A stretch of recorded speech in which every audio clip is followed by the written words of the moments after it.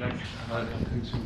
All right, thank you very much, everyone. We've got DHL Stormers head coach John Dobson, and for the last time until he comes back, it's the captain Stephen Kitzel.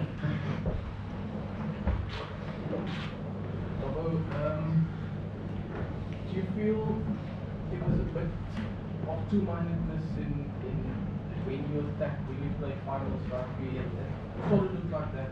Is it something that was? Look, I haven't really. I'd say I saw it as a game of two halves. Although Munster was superb in the first half, and they put on enormous pressure on defence. We can say it's our worst defensive half. It's only our worst defensive half because of how well Munster played in that half. The way those pullbacks kept the ball in hand. We lost. I think I said at half time we'd lost 5 out of the 6 contestables. In the second half, I thought when we started going front door, started putting them under pressure, I actually think we were nanoseconds away from winning that game, just need that extra score. Where I would agree with you, Leighton, is that when we're chasing towards the end there, which we're maybe trying to go out the back door a bit much, and so at that point I do agree with you, especially towards as I say, when we're chasing the game.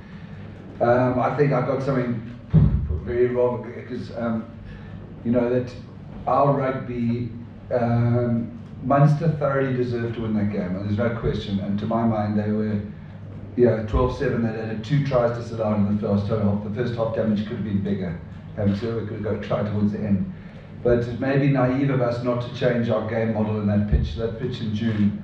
So if you come with line speed, high line speed, and you miss the read, you can't turn and recover. Your transition, counter-attack, stepping game gone, and your scrum game is gone. And that's probably the 3 pillars of our game. But that'll be different next season. I suppose you don't change your game model from one game. But I thought the fight that Munster had when we came back and threw the kitchen sink in the second half was remarkable. And I honestly, genuinely believe they deserved to win the game. Just over, yesterday, I'm not sure, but we received the URC trophy crown from Yvonne. Can you just give us a reaction on how it felt at that moment? I was surprised. She can't remember it now, of course, but it was it was brilliant. It was a lovely gesture from the URC. It was brilliant. Very emotional. There are lots of reasons to be emotional about this. Obviously kids see the people of Cape Town coming out, and so it's, this time we've got to try and be disciplined and look back what we've achieved in this connection. It doesn't feel like it now. And I just want to say before I sort of preach too much, to say thank you to the media, the South African media especially, who've really supported us in this narrative of promoting the rugby and the connection with the people. It's so great. Like I said yesterday about the ticket prices and that, it's so great what the URC, SA Rugby, Western Province Rugby have laid on, what you guys have brought into the narrative, or what we've been going on about getting Cape Town smiling, and it's such a special occasion. So it's hard for us now, as you could see now, it's very tough, very, very tough. We really, really want to win this cup. But we've got to try and be disciplined and look at the bigger picture. So I've just been trying to tell them to save the tears for the pillow later, and maybe the beers for now, because we did something special. But just on that, just the message of the changing room, just some of the disappointment. I suppose it's quite a lot of pride at the moment, given what happened over the course of the season. But just your words to the players, and just give us a sense of what that changing was like. Yeah, I said to them, I just said to them afterwards, I thought in that second half we had quite a bit of fault correction to do at half time. And I think they got that right. We won the contestable well, we started bubbling properly, our defence looked sharper, we started denting, what Mike used to, you're on their line 14-12 up with 10 minutes to go, or 12 minutes to go. I think we've got us 2 scores ahead, we would have won the game. So I said a great response in the second half. We all know there was an error or 2 in the back 5 or 6 minutes, but we're not going to you can't hang somebody out for that. It's just not our style, so we should have had enough time to do. I said that, and I just said, we never wrote at the start of the season retain the URC title. What we did was we wrote down increase our depth, prove that we belong at the top table of URC or European rugby, increase the sense of belonging of everybody in the group, from the ground staff to the everybody must feel a sense of belonging to the non-playing squad, the 12 injured guys that are sitting there, and just prove that we belong and make Cape Town smile. So unfortunately, we're sitting here, so that's what I told the team. We've ticked off our goals, yet we're all feeling shit. Sorry, miserable. So That's what I said keep the tears for the try and be disciplined enough to keep the tears for the pillow, because there will be tears later. Robert, one thing I mean, obviously one of the four outside factors, but I mean, you briefly referred to the field. There was an incident, for example, I think it was Daniel Blissey's slip. You almost thought, well, that would be, he would be running in, but the field was just a disgrace. Steve, I'm just so acutely aware of what Munster have done to win these 5 or 6 games over, to outplay us like they did in the second half. I just hate mentioning the field because it's going to sound like I'm trying to say this thing. I'll tell you, the referee I thought was absolutely superb. I thought it was a strong, really excellent refereeing performance. But the field was a nightmare for us. And that's why I say I'll take it on me that maybe we should change our mind. Slow down the line speed. Just kick contestables. Don't try the counter attack. Don't try and go like you suggest later out the back. You know what I mean? Just go front door. And maybe those are the things I got wrong, because there was it was tough conditions for us to play our game model in. I should have adjusted our game model, definitely. Speaking on the model and how you wanted to play, can you just give us a brief summary of how the discussion was at half time? It was the half-time discussion was that we weren't working hard enough. It was around the contestable kicks, because they felt that their chases were getting straight onto our receivers. So that we call that bubbling. So we weren't working hard on the bubble. I thought we didn't work hard enough on the couple of 22 entries we got. We got turned over when Herschel was the only cleaner, and a couple of forwards didn't work to that breakdown. What else did we decide to work on? We just felt like we weren't pushing forwards. Without being too technical, in our defence we weren't pushing. We call it doesn't matter, hunting on the inside. So allowing them to step in the inside. So they were taking out 3 or 4 defenders by stepping inside, and which meant we were numbers down one side.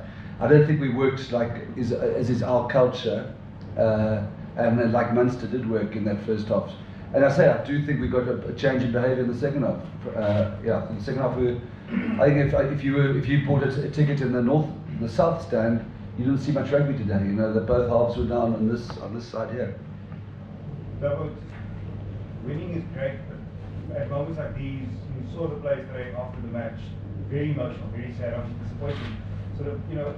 What do you do now to lift them up again? Obviously, you want some of them will be off to the box and stuff. What's your message to those players? We are. I mean, there's some guys who are pretty broken. The message to the players was let's go and have a drink or a cool drink together. Reflect on a really, really good season. To those guys going to the Springboks, may there be as many of you as possible, and we're completely behind you and enjoy it. The rest of us enjoy it. We'll try and pick it up in the Curry Cup next week in Kimberley. It's going to be a slightly different occasion to today. But I think we've taken a massive step forward this season. Last season I felt like we were redlining the whole time, and this thing I just feel like we've got more depth, more substance, more understanding. And Jeepers, when we get there, Dessa Field here, it's going to be fun now. So just on that, you spoke about depth and how far you've come. You haven't got over the line yet, but what do you need to do to compete in the European Cup? Because that's obviously also the next one. I think we're a little way off that. If we'd been going off to La Rochelle in the semi-final and then come back to play URC quarter-final, I'm sure we would be here today. You'd all be somewhere else there. We have to. There are going to be. It sounds like there are going to be adjustments to the cap. We need bigger and meaner squads. You know what I mean? Our depth at the moment are guys who are doing nicely in the Curry Cup. Who are really promising youngsters. That's not going to solve the Heineken Cup problem. You know what I mean? Not for a while. You almost need to have this model where, let's say, just hypothetically, we got a big European Cup game away. Kitsy, France, and if he was still here, Kitsy, France, and Joseph gone to that. And we've got a front row sitting in Cape Town and can stay down and prep for that next URC game. Like if we went to Exeter, we should have a team back here that's really good enough to beat Munster here. And I think that's going to come. I think in our case, it's going to come over the next year. We're going to do an equity deal, and then we'll invest in. It's going to have to be the sort of sharper end of the squad. Our younger structures and the Curry Cup and the depth and the promise and the pathways here are absolutely brilliant. We just probably need a few more players to compete, and that requires an adjustment to the cap and investment into Western Province rugby here. I mean, we've done this under administration, don't forget. Administration that doesn't work with, it's what do you call it? It's not. not frugality, what they call it in politics. No, yeah, I got it. Austerity. Thank you. It's austerity. Thanks, Craig. Die wedstrijd dat opsom en weer is net kon gespeeld het in voorstomers onder spelers dus toch wel kan zeggen in hopelijk weer 2 jaar terug gaan in Afrikaans.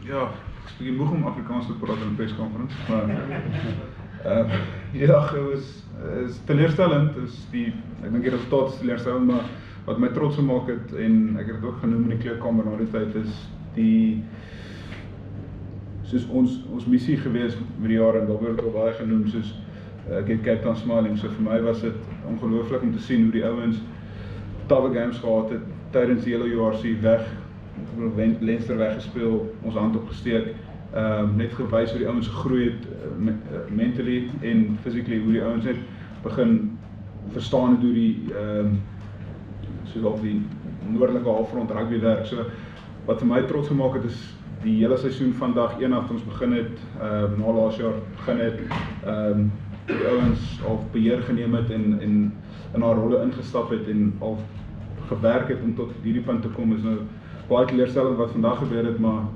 nog steeds trots op so 'n seisoen. Ek bedoel, kon maklik uitgeval het in 'n kwart eind teen die Bulle, maar nog steeds like guts en determinasie gewys om met al die pad tot in die final te vat. Steve, is that also what makes it easier for you to kind of handle emotionally? Because obviously it's